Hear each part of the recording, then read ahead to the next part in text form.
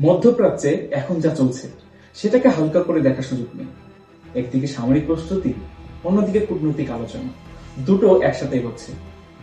প্রশ্নটা সরল, এটা কি যুদ্ধ ঠেকানোর শেষ চেষ্টা, নাকি যুদ্ধের আগের মঞ্চ সাজানো? হ্যালো, আমি সাইদ জয়, আপনাদের সাথে থাকছি কথা বলতে থেকে। আজকে আমরা জানবো মধ্যপ্রাচ্যের নতুন সংখ্যা ইরান আমেরিকা নিয়ে। শুরু করি আকাশ থেকে। চীনা স্যাটেলাইট বিশ্লেষণ সংস্থা মিজার মিশনের প্রকাশিত ছবিতে দেখা গেছে ইসরায়েলের অবদা এয়ারবেজে যুক্তরাষ্ট্রের 11টি F-22 র্যাপ্টর মোতায়েন করা হয়েছে। F-22 এমন যুদ্ধ বিমান যা সাধারণ প্রতিরক্ষা ব্যবস্থা ভেদ করে আঘাত হানতে পারে এবং রাডারে ধরা কঠিন। একই সময় সৌদি আরবের প্রিন্স সুলতান এয়ারবেজে মার্কিন সামরিক উপস্থিতিও হয়েছে। সেখানে E-3AWACS নজরদারি বিমান এবং KC-135 ট্যাঙ্কার মোতায়েন আছে, যা দীর্ঘ সময়ে আকাশ যুদ্ধ চালানোর সক্ষমতা দেয়। CNN এর সামরিক বিশ্লেষকরা বলছেন, এ ধরনের মোতায়েন সাধারণ প্রতিরক্ষামূলক টহল নয়, এটি কন্টিজেন্সি প্ল্যানিং অর্থাৎ বিকল্প সামরিক পরিকল্পনা প্রস্তুত রাখা। এবার কূটনৈতিক টেবিলে আসি। বিবিসি এবং আল জাজিরা রিপোর্ট করেছে যে জেনেভায় ইরান ও যুক্তরাষ্ট্রের মধ্যে পরমাণু আলোচনা নতুন করে শুরু হয়েছে। ইরানের প্রেসিডেন্ট মাসুদ পেজিশকিয়ান আবারও বলেছেন, তাদের পরমাণু অস্ত্র বাড়ানোর কোনো পরিকল্পনা নেই, কর্মসূচি শুধুই শান্তিপূর্ণ জ্বালানি ও গবেষণার জন্য। কিন্তু ওয়াশিংটনের অবস্থান কঠোর। মার্কিন পররাষ্ট্রমন্ত্রী মার্কো রুবিও স্পষ্ট করে বলেছেন, শুধু পরমাণু ইস্যু নয়, ইরানের ব্যালিস্টিক ক্ষেপণাস্ত্র কর্মসূচিও আলোচনায় আনতে হবে। এখানেই মূল অচলাবস্থা।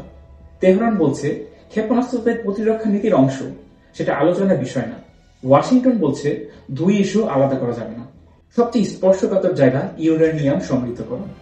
বিভিন্ন আন্তর্জাতিক প্রতিবেদনে এসেছে ইরান 7% পর্যন্ত সমৃদ্ধ ইউরেনিয়াম উৎপাদন করেছে, যা প্রযুক্তিগতভাবে অস্ত্রোপযোগী মাত্রার কাছাকাছি। এখন ইসরায়েলি গণমাধ্যমের বরাতে খবর এসেছে ইরান 3.6% নামাতে রাজি, যা বেসামরিক বিদ্যুৎ উৎপাদনের জন্য যথেষ্ট। কিন্তু সমস্যা মজুদের প্রশ্নে। যুক্তরাষ্ট্র চাইছে বিদ্যমান উচ্চমাত্রার ইউরেনিয়াম ইরানের বাইরে সরিয়ে নিতে। ইরান রাজি শুধু মাত্রা কমাতে। বিবিসি বিশ্লেষণে বলা হয়েছে, এই স্টকপাইল ইস্যুই আলোচনার সবচেয়ে বড় বাধা। এর মধ্যে অর্থনৈতিক ও সামরিক ইঙ্গিত মিলছে। ব্লুমবার্গ রিপোর্ট করেছে, ফেব্রুয়ারির মাঝামাঝি কয়েকদিনে ইরান অস্বাভাবিক হারে তেল রপ্তানি বাড়িয়েছে, বিশেষ করে খার্ক দ্বীপ থেকে। বিশ্লেষকদের ধারণা, সম্ভাব্য হামলার আগে মজুদ কমিয়ে নেওয়ার কৌশল হতে পারে এটি। একই সময়ে ইসলামী বিপ্লবী গার্ড কোর অর্থাৎ Islamic revolutionary guard corps Hormuz প্রণালীতে বড় সামরিক মহড়া দিয়েছে। এই প্রণালী দিয়ে বিশ্বের প্রায় 20% জ্বালানি তেল পরিবাহিত হয়। আল জাজিরা বিশ্লেষণে বলা হয়েছে, হরমুজে সামরিক মহড়া আসলে একটি রাজনৈতিক বার্তা, জলপথ নিয়ন্ত্রণের সক্ষমতা দেখানো। আরেকটি গুরুত্বপূর্ণ দিক হচ্ছে আঞ্চলিক বিস্তার। এপি এবং CNN এর রিপোর্টে সতর্ক করা হয়েছে, সরাসরি যুক্তরাষ্ট্র ইরান সংঘাত শুরু হলে সেটি সীমাবদ্ধ থাকবে এমন নিশ্চয়তা নেই। লেবানন ভিত্তিক হিজবুল্লাহ, ইরানের শিয়া মিলেশিয়া বা ইয়েমেনের হুতি গোষ্ঠী জড়িয়ে পড়তে পারে।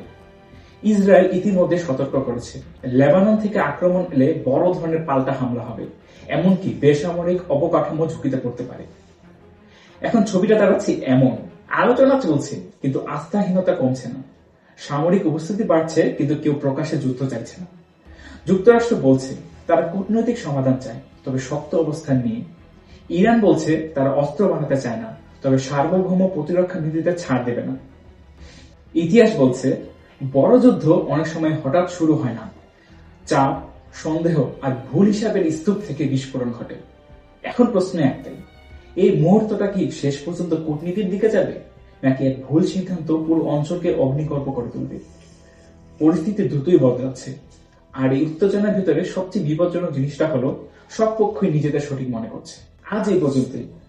ভালো থাকুন, ভালো কাজ করুন। ধন্যবাদ।